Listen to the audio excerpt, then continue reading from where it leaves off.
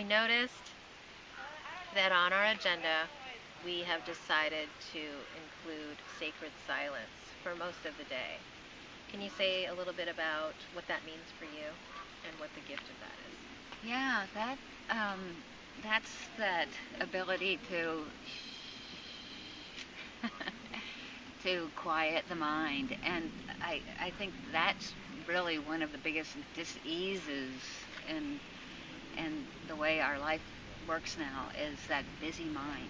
And you talked about busy lives, but really the mind gets so busy and so full of itself and so um, entertained by itself that you really can't turn it off.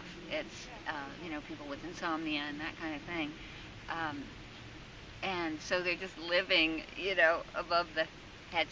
So that's it mainly, is just to just quiet the mind and and drop into the heart, the body, the bigger experience of our wholeness, and it really helps um, once we get are freed from our social habits, like then um, then then we relate and connect in with a different quality. There's a different quality to the connection, and I know people now are very connected, and there's connectivity everywhere. But this is a different quality of connection, and really addresses that whole piece of our separateness. That's where our anxieties come from, is that we're separate, that we're alone, that um, and and so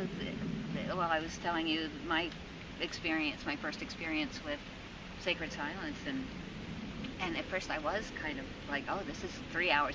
It was at a place where every day, that's just on the agenda, 9 till noon is sacred silence, and so I was a little worried about it, and I found out that I loved it, just being with people. So that's what we're really dropping from the thinking and the doing kind of mind into that feeling and being place. And so sacred silence is just a tool to help us get there. And I earlier, I know you mentioned it, the word that you used was liberating.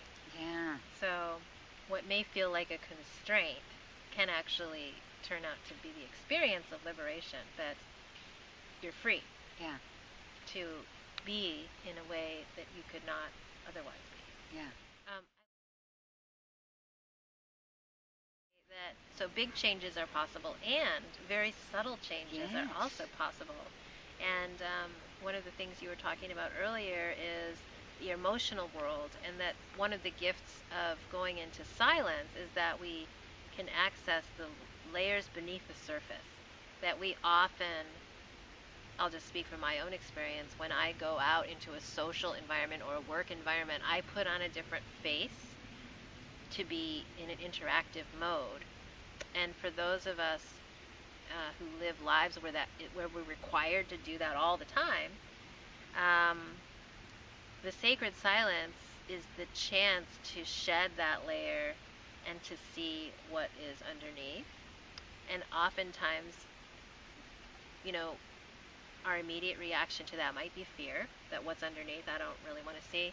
But it could also be as simple um, as acknowledging. Yeah.